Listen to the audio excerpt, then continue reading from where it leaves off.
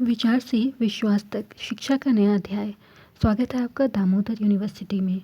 From thought to believe, a new chapter of education. Welcome to Damodar university.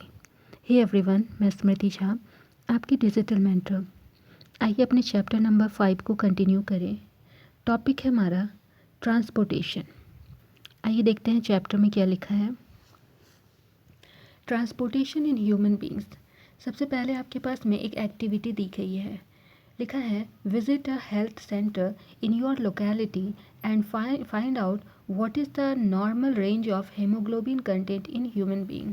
तो आपको local health centre में जाना है जो आपके आसपास के एरिया में हो, और वहाँ पर आपको पता करना है कि एक ह्यूमन बीइंग में, नॉर्मल ह्यूमन बीइंग में हेमोग्लोबिन का कंटेंट कितना होता है उसकी बॉडी में। Is it the same for children? क्या बच्चों में भी उतना ही क्वांटिटी में हीमोग्लोबिन प्रेजेंट होता है? Is there any difference in the haemoglobin level for man and women? तो एक मैन में और एक वुमेन के बीच में हेमोग्लोबिन का जो कंटेंट होता है बॉडी में सेम होता है या डिफरेंट होता है? Visit a veterinary clinic in your locality. उसके बाद वेटरनरी क्लिनिक यानी कि जहाँ जानवरों का जो क्लिनिक होता है वहाँ आपको विजिट करना है। Find out what is the normal range of haemoglobin content in animal like the buffalo और काव। तो काव, नॉर्मल एनिमल्स जो भी हैं, बफेलो हो, काव हो, इनका जो हेमोग्लोबिन कंटेंट होता है वो कितना होता है। Is this content different in calves male and female? तो यहाँ पे जो डिफरेंस आपने देखा, क्या ये जो कंटेंट था हीमोग्लोबिन का, सब उसमें डिफरेंस था किसी तरह का? Compare the difference seen in male and female human beings and animals. तो जो भी डिफरेंस आपको दिखा है उसको कंपेयर करना है। How would the difference if any be explained? अगर किसी तरह का कोई डिफरेंस है तो आपको उसको बताना है।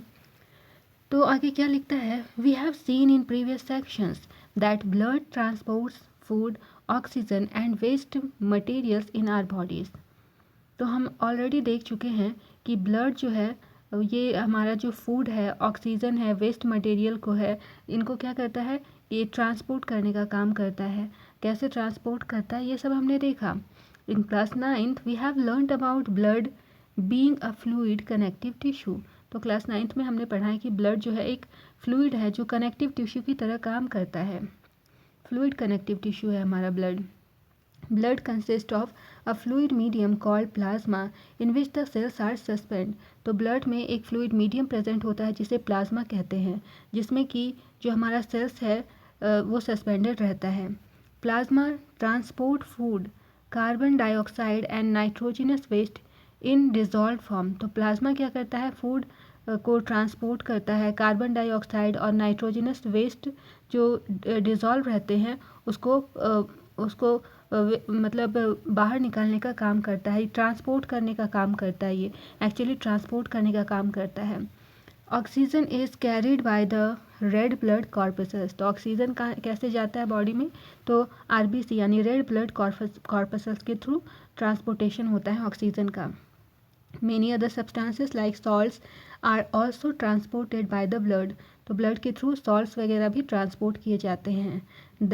We thus need a pumping organ to push blood around the body, a network of tubes to reach all the tissues, and a system in place to ensure that this network can be repaired if damaged। तो यहाँ पर जो organs, यहाँ पर जो blood होता है, blood को पुश करने के लिए ऑर्गन की ज़रूरत होती है, ताकि ये जो ब्लड है हमारा बॉडी के डिफरेंट सर्कल्स में, डिफरेंट टिश्यूज़ तक पहुंच सके, ताकि किसी तरह का जो हमारा बॉडी का नेटवर्क है इसमें किसी तरह का कोई भी टूट फूट हुआ हो तो उसकी रिपेयरिंग की जा सके, किसी तरह का कोई भी डैमेज हुआ हो तो उसकी रिपेयरिंग की जा सके। Our pump heart. तो सबसे पहले हार्ट के बारे में पढ़ेंगे कि हमारा जो पंपिंग सिस्टम होता है हार्ट, ये कैसे काम करता है। लिखा है the heart is a muscular organ which is as big as our fist. तो हमारा जो हाथ होता है, हाथ का हथेली देख रहे हैं, उसको जब आप मोड़ोगे तो जितना बड़ा आपका हाथ का हथेली दिख रहा है तो उतना ही बड़ा लगभग हमारा बॉडी में हमारा मस्क्यूलर ऑर्गन हार्ट इतना बड़ा लगभग होता है। Because both oxygen and carbon dioxide have to be transported by the blood, the heart has different chambers to prevent the oxygen rich blood from mixing with the blood containing carbon dioxide। तो blood का क्या काम होता है, blood जो है oxygen और carbon dioxide दोनों को ट्रांसपोर्ट करने का काम करता है। तो इस वजह से हार्ट में है डिफरेंट चैम्बर्स होते हैं, किस लिए बने होते हैं कि ऑक्सीजन रिच ब्लड को जो मिक्स होने से जो ऑक्सीजन जो हमारा ब्लड होता है जो कार्बन डाइऑक्साइड से कंटेन जो करता है उसको ऑक्सीजन रिच ब्लड्स को से मिक्स होने से बचाने के लिए डिफरेंट चैम्बर्स हार्ट में बने होते हैं। The carbon dioxide rich blood has to reach the lungs from the carbon dioxide to be removed, and the oxygenated blood from the lungs has to be brought back to the heart। तो यहाँ पर जो carbon dioxide rich blood होता है उसको जो है lungs के थ्रू रिमूव किया जाता है, और जो ऑक्सीजनेटेड ब्लड होता है उसको हमारा जो हार्ट में ऑक्सीजनेटेड ब्लड है वो आता है और उसके बाद में उसका यूज़ बॉडी के डिफरेंट ऑर्गन्स करते हैं। This oxygen rich blood is than pumped to the rest of the body. यही लिखा है कि ये जो ऑक्सीजनेटेड ब्लड आपके पास में आया ये बॉडी के डिफरेंट ऑर्गन्स तक पंपिंग के थ्रू पहुंचाया जाता है। We can follow this process by step.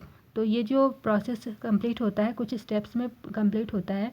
कैसे होता है, सबसे पहले क्या होता है, oxygen rich blood from the lungs comes to the thin walled upper chamber of the heart on the left atrium.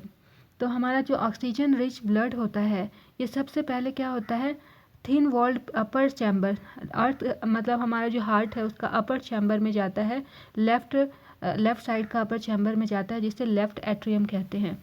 तो ये हमारा जो हार्ट है ये इसका डायग्राम आपको दिया गया है। तो ये हमारा सबसे पहला अपर पार्ट है जो राइट एट्रियम है। ये जो पोर्शन है ये हमारा लोअर बॉडी से कनेक्टेड होता है, इसको वेना कावा कहते हैं। और ये जो लोअर पार्ट है, अपर पार्ट क्या है, राइट एट्रियम, और ये लोअर पार्ट राइट वेंट्रिकल। वैसे ही इधर भी है, यहाँ पर लेफ्ट एट्रियम और ये है लेफ्ट वेंट्रिकल। ये हमारा एट्रियम है और ये वेंट्रिकल है और ये भी वेंट्रिकल है। तो इस तरह से ये वर्क करेगा, ब्लड यहाँ से आएगा, पंप होगा, फिर इधर जाएगा। इस तरह से आगे देखते हैं हम लोग कैसे काम करता है।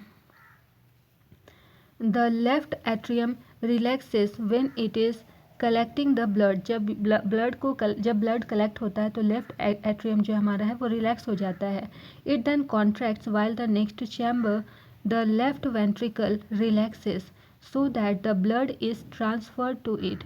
उसके बाद ये कॉन्ट्रैक्ट होता है कब, जब ये नेक्स्ट चैम्बर हमारा लेफ्ट वेंट्रिकल में जाता है, फिर ये रिलैक्स होता है ताकि हमारा जो ब्लड है वो ये इजीली ट्रांसफ़र हो सके। When the muscular left ventricle contracts in its turn the blood is pumped out the body. उसके बाद क्या होता है, जब मस्कुलर लेफ्ट वेंट्रिकल हमारा कॉन्ट्रैक्ट करता है तो ब्लड जो है वो आउटसाइड पंप आउट हो जाता है, बॉडी से आउट हो जाता है, पंप आउट होता है। Deoxygenated blood comes from the body to the upper chamber on the right atrium as it relaxes. तो डीऑक्सीजनेटेड ब्लड जो है वह हमारा बॉडी के अपर चैम्बर, जो हमारा राइट अपर चैम्बर है, वहाँ से राइट एट्रियम में आता है और वो रिलैक्स होता है। As the right atrium contracts the corresponding lower chamber the right ventricle dilates. तो उसके बाद में हमारा जो राइट एट्रियम है वो जब कॉन्ट्रैक्ट करता है तो जो लोअर चैम्बर है, जो करस्पॉन्डिंग लोअर चैम्बर होता है वो राइट वेंट्रिकल जिसके कहते हैं वो डायलेक्ट हो जाता है। This transfers blood to the right ventricle which in turn pumps it to the lungs of the oxygenation। तो यहाँ पर इसके बाद में क्या होता है, राइट वेंट्रिकल हमारा जो होता है यहाँ पर ये डायलेक्ट कर गया था, उसके बाद में यहाँ से क्या होता है, ब्लड ट्रांसफ़र होता है राइट वेंट्रिकल में और उसके बाद यहाँ पर पंप होता है हमारे लंग्स में और यहाँ पर ऑक्सीजनेशन प्रोसेस यहाँ पर स्टार्ट होता है। Since ventricles have to pump blood into various organs, तो वेंट्रिकल का क्या काम होता है कि ब्लड को वेरियस ऑर्गन्स तक पहुंचाना। They have thicker muscular walls than to atria, तो एट्रिया के कंपैरिजन में इसके जो वॉल्स होते हैं, मस्कुलर वॉल्स होते हैं, वो थिक होते हैं। Valves ensure that blood does not flow backward when the atria और वेंट्रिकल कॉन्ट्रैक्ट, तो जब एट्रिया और वेंट्रिकल कॉन्ट्रैक्ट करते हैं तो ये जो मस्कुलर वॉल्स प्रेजेंट होते हैं, ये वॉल्स ये इंश्योर करते हैं कि जो ब्लड है वो बैकवर्ड डायरेक्शन में ना फ्लो करे। आगे है oxygen enters the blood in the lungs, तो कैसे होता है, ऑक्सीजन कैसे एंटर करता है, लिखते हैं। The separation of the right side of the and the left side of the heart is useful to keep oxygenated and deoxygenated blood from mixing, तो ये जो सेपरेशन होता है राइट साइड और लेफ़्ट साइड, हार्ट के right side और left side में जो सेपरेशन होता है ये यूज़फुल होता है। ये क्यों यूज़ किया जाता है कि ऑक्सीजनेटेड और डीऑक्सीजनेटेड ब्लड जो है ये मिक्स ना हो सके, इसलिए इसका यूज़ यहाँ पर आता है। Such separation allows a highly efficient supply of oxygen to the body, ये जो सेपरेशन होता है इसकी वजह से क्या होता है, मतलब जो हाईली मतलब ऑक्सीजन का सप्लाई बॉडी में होता है। This is useful in animals that have high energy needs, तो यहाँ पर एनिमल्स को बहुत ज़्यादा एनर्जी की ज़रूरत होती है, तो ये एनिमल्स के लिए ज़रूरी होता है, जैसे कि बर्ड हो गया, मैमल हो गया, जो कि कॉन्स्टेंटली अपनी एनर्जी को मेंटेन करते हैं, बॉडी टेम्परेचर को मेंटेन करते हैं, उनके लिए ये बहुत ज़रूरी होता है। In animals that do not use energy for this purpose, the body temperature depends on the temperature in the environment, तो ऐसे एनिमल्स जो कि इस एनर्जी को इस पर्पस के लिए यूज़ नहीं करते हैं, तो वहाँ पर क्या होता है, उनका जो बॉडी टेम्परेचर है वो डिपेंड करता है उनके इन्वायरमेंट पे। सच एनिमल्स लाइक एम्फीबियंस और many reptiles have 3 chambered hearts and tolerate some mixing of the oxygenated and deoxygenated blood streams, तो ऐसे एनिमल्स जैसे कि जो एम्फीबियंस होते हैं और बहुत सारे रेप्टाइल्स होते हैं, इनमें 3 चैम्बर्ड हार्ट प्रेजेंट होते हैं। ये क्या करते हैं, ऑक्सीजनेटेड और डीऑक्सीजनेटेड ब्लड को मिक्सिंग होने से बचाते हैं, टॉलरेट करते हैं उनको। Fishes on the other hand have only 2 chambers of their heart and the blood is pumped to the gills is oxygenated there and passed directly to the rest of the body, तो मछलियों की बात करें तो मछलियों के पास जो उनके हार्ट होते हैं वो 2 चैम्बर्ड हार्ट होते हैं उनके पास में, और यहाँ पर जो है ब्लड कैसे पंप होता है, उनके गिल्स के थ्रू ब्लड पंप होता है और वहाँ ऑक्सीजनेट होता है, और उसके बाद डायरेक्टली उनके बॉडी के जो बचे हुए पार्ट्स हैं वहाँ ट्रांसफ़र होता है। Thus, blood goes only once through the heart in the fish during one cycle of the passage through the body, तो जब ब्लड यहाँ पर पंपिंग होता है तो सिर्फ एक बार यहाँ पर हार्ट में इनके पास यहाँ पर ब्लड आता है, एक साइकिल में एक ही बार में ब्लड आता है। On the other hand, it goes through the heart twice during each cycle in other vertebrate, तो दूसरे वर्टिब्रेट्स में जो ब्लड आता है ये हार्ट में 2 बार आता है। This is known as double circulation, तो ये जो प्रोसेस है ये डबल सर्कुलेशन प्रोसेस कहलाता है। ये आपका ट्रांसपोर्ट कैसे ऑक्सीजन और कार्बन डाइऑक्साइड का एक्सचेंज कैसे होता है ये यहाँ पर आपको दिखाया गया है। ये हार्ट का पार्ट दिखाया गया है, यहाँ पर आपका पल्मिनरी लंग है और ये लंग के कैपिलरीज है, और ये पल्मिनरी वेन है, यहाँ लंग का पल्मिनरी वेन है, तो एक साइड से आपका ये वेना कावा इसे कहते हैं, और यहाँ पर क्या होता है कि बॉडी से ब्लड आता है, फिर यहाँ प्यूरीफाई होता है एंड देन उसके बाद में इस तरफ में आकर के एरोट्रा और से एरोट्रा के थ्रू हमारा बॉडी के डिफरेंट पार्ट में ब्लड जो है वो ट्रांसपोर्ट किया जाता है। आगे है ब्लड प्रेशर के बारे में बताया है। ब्लड प्रेशर क्या होता है, the force that blood exerts again the wall of a vessel is called blood pressure, तो ब्लड प्रेशर क्या होता है, वो फोर्स जो कि हमारा ब्लड एक्सर्ट करता है, हमारा जो वॉल के वेसल्स होते हैं उन पर जो ब्लड प्रेशर, उन पर जो प्रेशर एक्सर्ट होता है उसे हम ब्लड प्रेशर कहते हैं। This pressure is much greater in arteries than in veins. तो वेंस के कंपैरिजन में ये जो प्रेशर होता है ये आर्टरीज पर ज़्यादा होता है। The pressure of blood inside the artery during ventricular systole is called systolic pressure, and pressure in artery during ventricular diastole is called diastolic pressure।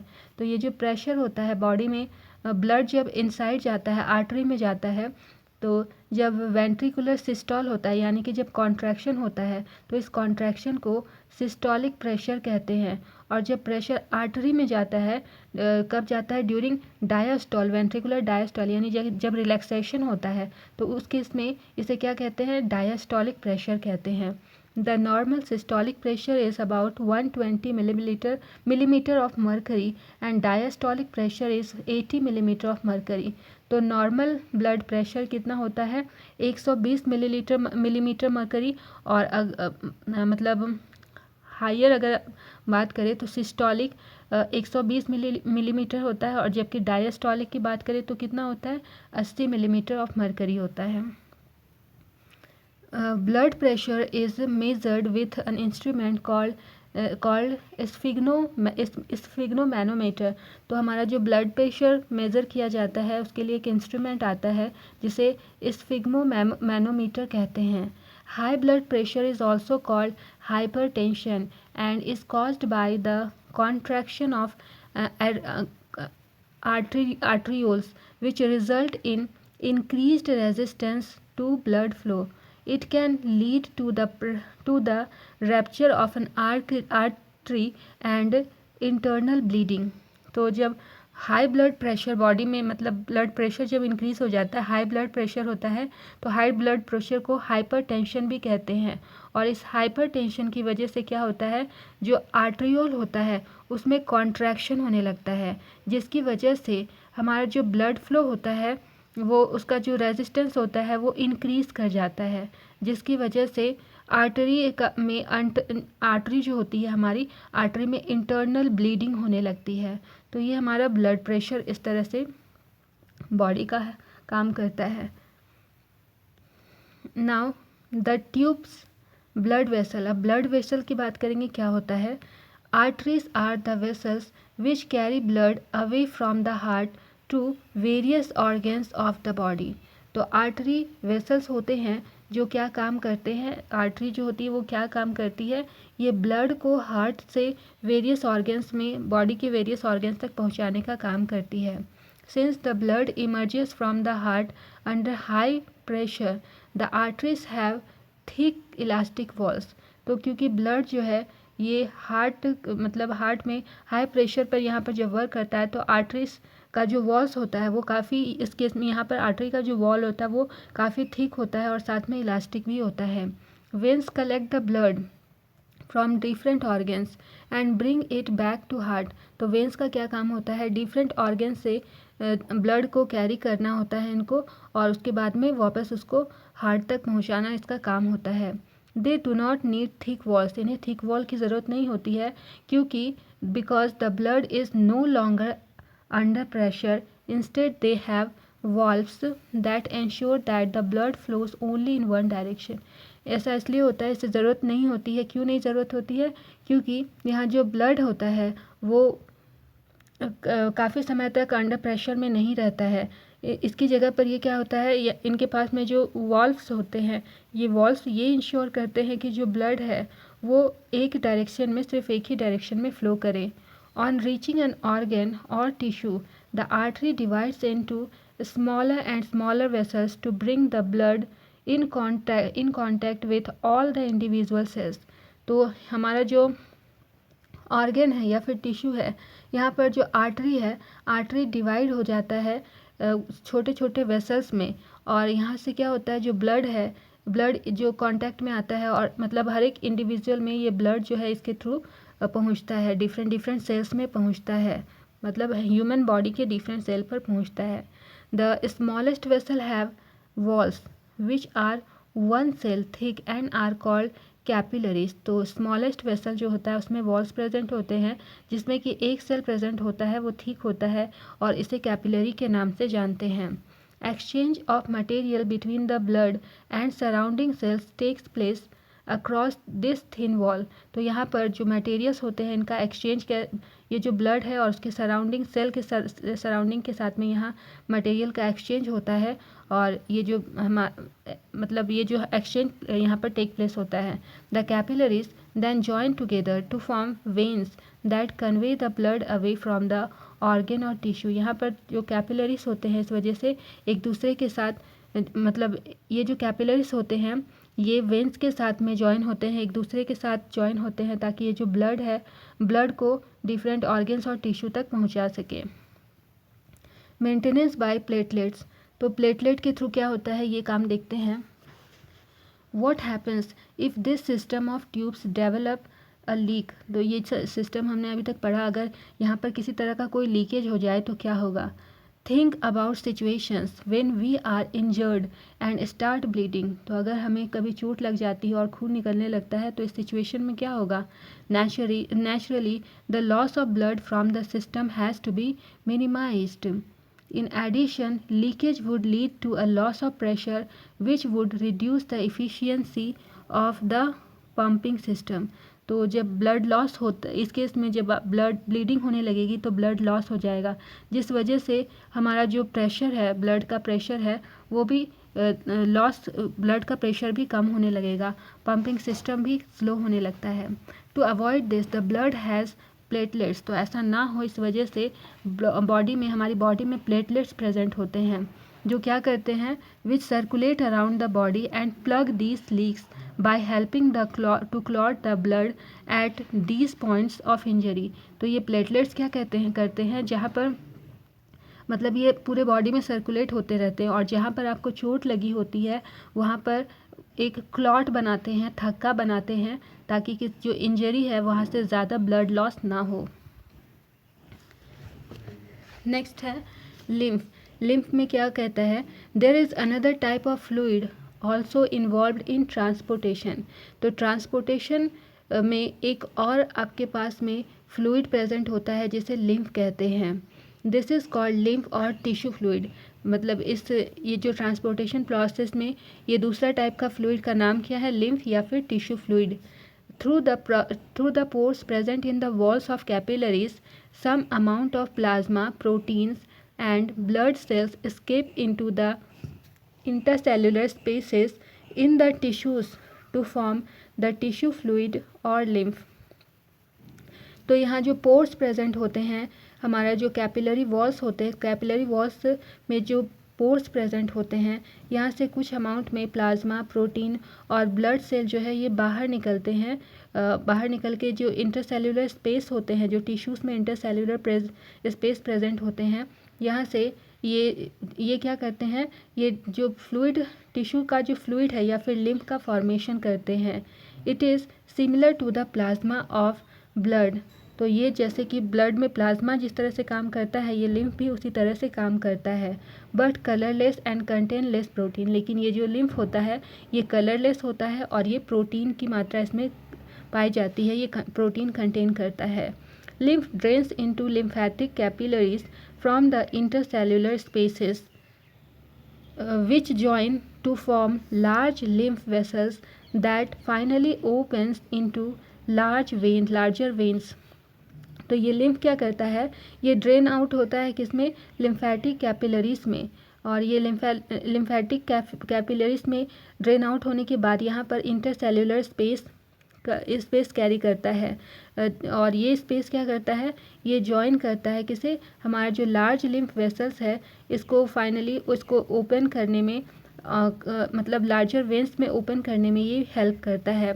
Lymph carries digested and absorbed fats from intestine and drains excess fluid from extracellular space back into the blood.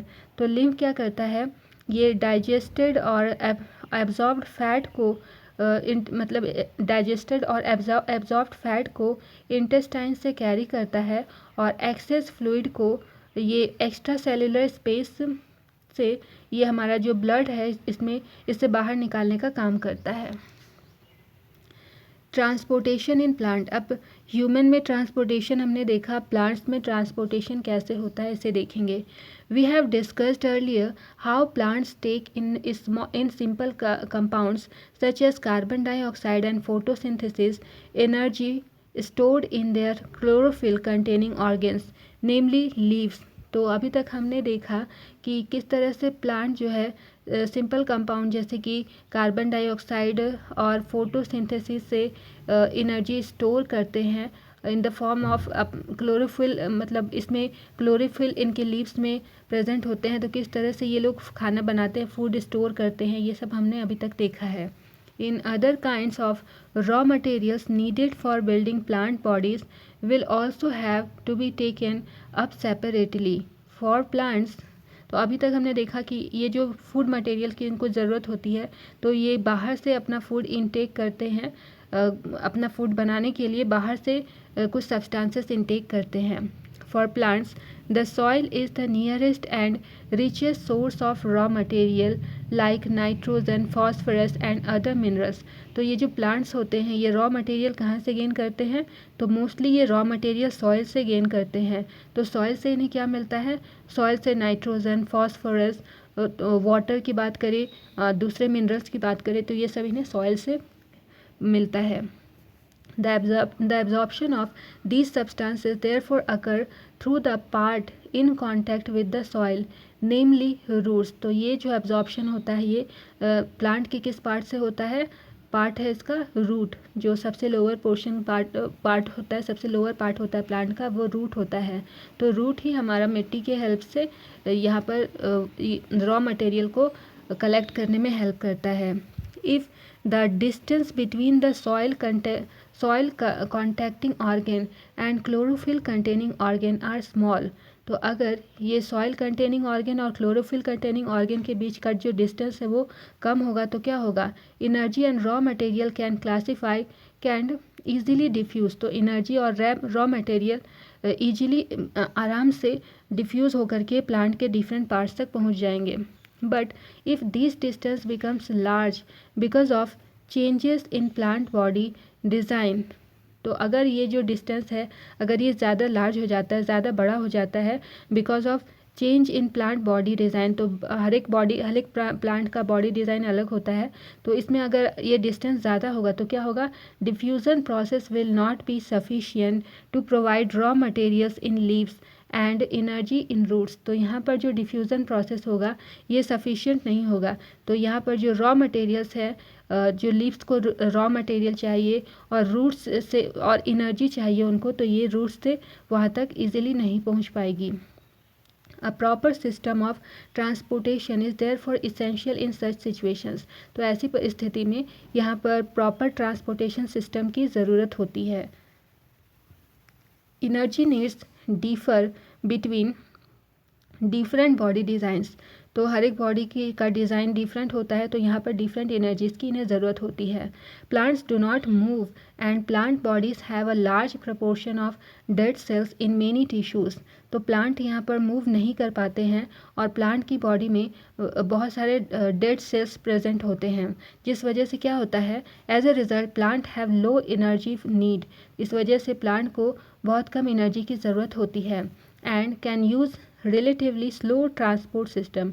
और इसी वजह से यहाँ पर जो transport system है ये human beings या अदर लिविंग ऑर्गेनिज्म की कंपैरिजन में यहाँ पर ट्रांसपोर्ट सिस्टम स्लो होता है।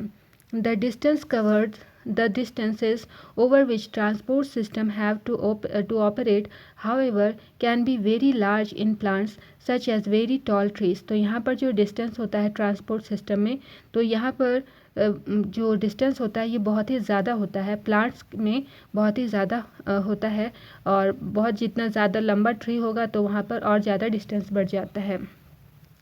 Plant transport system will move energy stores from leaves and raw materials from roots. तो प्लांट ट्रांसपोर्ट सिस्टम में यहाँ पर एनर्जी जो है ये जो एनर्जी स्टोर होती है ये लीव से मतलब रूट से क्या करते हैं, ये पहले रॉ मटेरियल गेन करते हैं और उसके बाद में ये अपना फूड प्रिपेयर करते हैं, तब ये एनर्जी जो है एक पार्ट से दूसरे पार्ट तक ट्रांसफ़र करते हैं।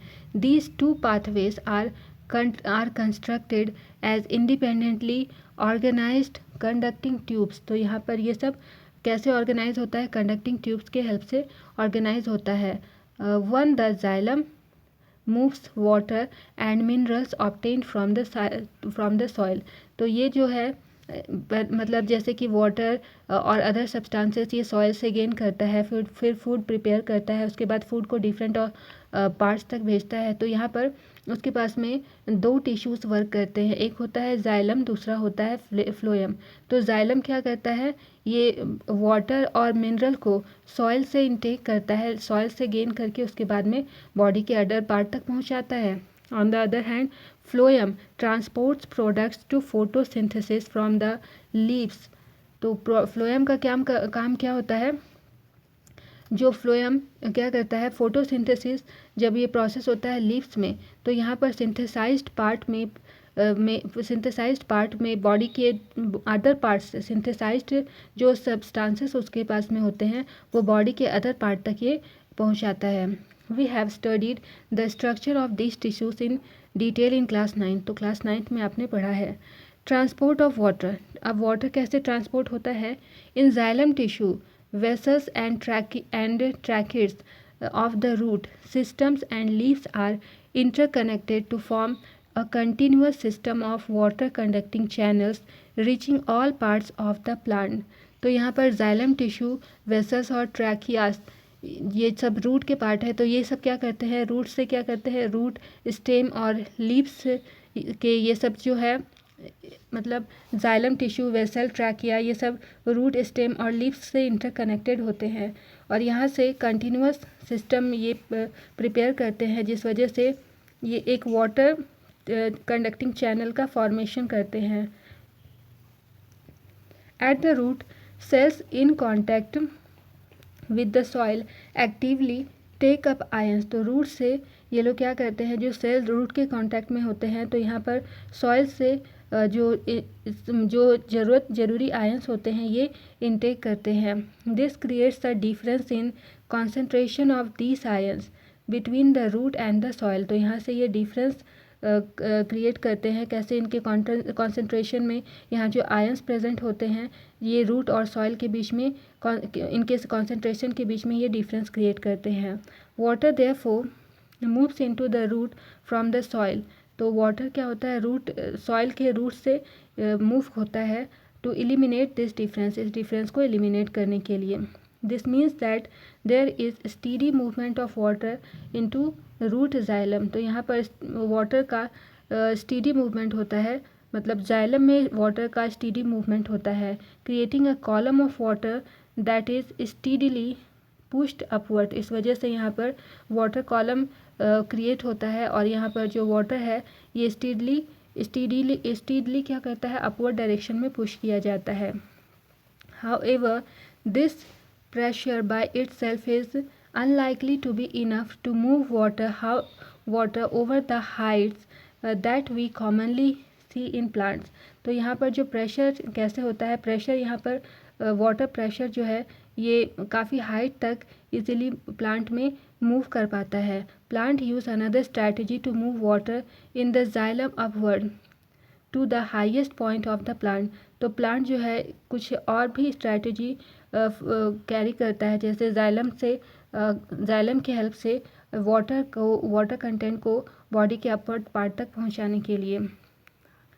यहाँ आगे बढ़े इससे पहले इस एक्टिविटी को देख लेते हैं। इसमें क्या कहता है, take 2 small pots of approximately the same size and having the same amount of soil. तो 2 प्लांट लेना है जो कि अप्रॉक्सीमेटली सेम साइज़ के हो और सेम अमाउंट ऑफ सॉइल हो उसमें। One should have a plant in it, one should have a plant in it. Place a stick of the same height as the plant in the other pot। तो यहाँ पर इसका जो length है उसको आपको मेज़र करके रखना है और यहाँ पर एक स्टिक आपको सेम हाइट का उसमें प्लेस करना है। Cover the soil in both pots with a plastic sheet so that the moisture content escape by can not escape by evaporation। तो यहाँ पर क्या करना है, सॉइल को दोनों पॉट के सॉइल को आपको प्लास्टिक शीट से कवर कर लेना है ताकि जो भी मॉइस्चर है वो इवापोरेशन के थ्रू बाहर ना जा सके। Cover both sets, one with the plant and the other with the stick, with plastic sheets and place in bright sunlight for half an hour। तो ये जो दोनों सेट हैं आपके पास में, एक जिसमें कि प्लांट है और दूसरा एक जिसमें कि सिर्फ प्लांट है और दूसरा जिसमें कि स्टिक है, दोनों को प्लास्टिक शीट से कवर करना है और उसके बाद में खुली धूप में जो तेज़ सनलाइट है सूर्य के प्रकाश में उसे आधे घंटे के लिए छोड़ देना है। Do you observe any difference in two cases? तो दोनों केस में कोई डिफरेंस नज़र आएगा? ऑब्वियसली आएगा। तो देखते हैं आगे, पहले इसमें क्या लिखा है। Provided that the plant has an adequate supply of water, the water which is lost through the stomata is replaced by water from the xylem vessel in the leaf। तो यहाँ पर जो प्लांट है, प्लांट में water की adequate supply होती है। तो वाटर जो है ये जो स्टोमाटा के थ्रू वाटर एक्सचेंज यहाँ पर होता है। तो यहाँ पर वाटर जो है जाइलम वेसल से मतलब जाइलम वेसल के थ्रू यहाँ पर लीफ में गया और आपको यहाँ पर जो स्टोमाटा के थ्रू जो उसमें मॉइस्चर कंटेंट है आपको वहाँ दिखाई पड़ेगा, जो आगे हम देखते हैं लिखा है क्या। In fact evaporation of water molecules from the cells of a leaf creates a suction which pulls water from the xylem cells of root.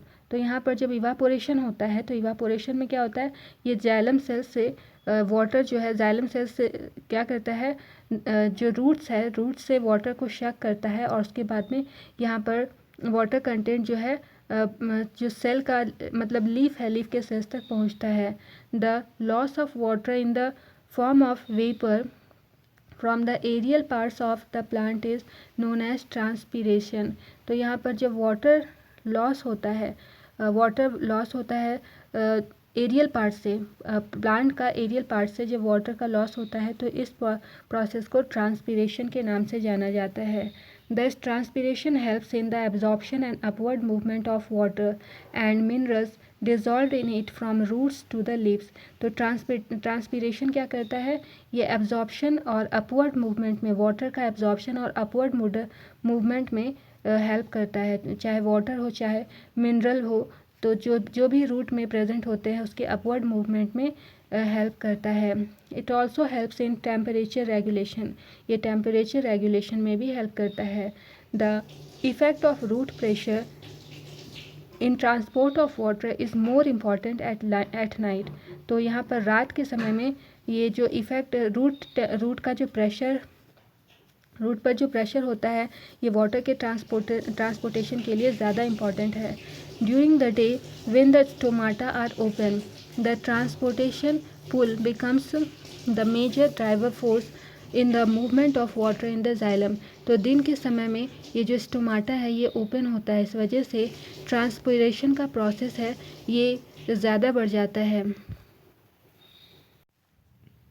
Next topic आता है आपका transport of food and other substances. तो food और other substances का transport कैसे होता है। So far we have discussed the transport of water and minerals in plant. तो वाटर और मिनरल्स का प्लांट में कैसे ट्रांसपोर्टेशन होता है ये हमने देखा। Now let us consider how the products of metabolic processes particularly photosynthesis are moved from leaves where they are formed। तो यहाँ पर अब हम देखेंगे कि कैसे मेटाबॉलिक प्रोसेस कैसे अकर होता है, पर्टिकुलरली फोटोसिंथेसिस के बारे में देखेंगे। This transport of soluble product of photosynthesis is called translocation and it occurs in the part of the vascular tissue known as phloem. तो यहाँ पर जो सॉल्युबल प्रोडक्ट्स का ट्रांसपोर्टेशन होता है फोटोसिंथेसिस के दौरान इसे ट्रांसलोकेशन कहते हैं और ये जो है वैस्कुलर टिश्यू के थ्रू ये जो डिफरेंट पार्ट में जाता है, वैस्कुलर टिश्यू का नाम क्या है, फ्लोएम है। Besides the products of photosynthesis, the phloem transport amino acids and other substances. तो यहाँ पर photosynthesis में phloem जो है ये क्या करता है, अमीनो एसिड और दूसरे सब्सटेंसेस को ट्रांसपोर्ट करने का काम करता है. These substances are specially delivered to the storage organ of root. तो ये जो सब्सटेंस होते हैं ये स्पेशली क्या करते हैं, स्टोरेज ऑर्गन्स, रूट के स्टोरेज ऑर्गन तक ये डिलीवर किए जाते हैं. Fruits and seeds and the growing organs. तो ये हमारे ऑर्गन्स कौन से हैं, फ्रूट है, सीड है और जितने भी ग्रोइंग ऑर्गन्स होते हैं. The translocation of food and other substances takes place in the sieve tubes with the help of adjacent companion cells both in upward and downward direction. तो ये जो ट्रांसलोकेशन प्रोसेस होता है फूड का और different substances का, ये हमारे ये जो है ये दोनों डायरेक्शन में होता है, अपवर्ड एंड डाउनवर्ड डायरेक्शन में. Unlike transport in xylem, which can be largely explained by simple physical processes, the translocation in phloem is achieved by utilizing energy. Material like sucrose is transferred into phloem tissue using energy from ATP.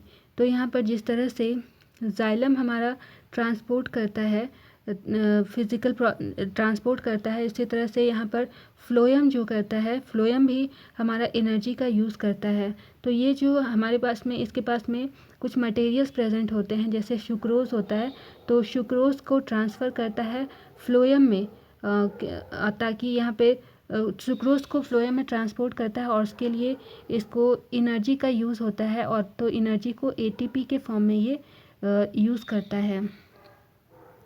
This increase of osmotic pressure, तो ये of tissue causing water to move into it. तो यहाँ पर इस वजह से क्या होता है, ऑस्मेटिक प्रेशर यहाँ पर इंक्रीज हो जाता है.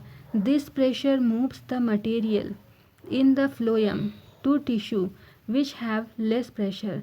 तो ये जो प्रेशर यहाँ पर इंक्रीज हुआ, ये प्रेशर की वजह से क्या होता है, जो मटेरियल्स होते हैं, जो फ्लोएम है, इसको क्या करते हैं,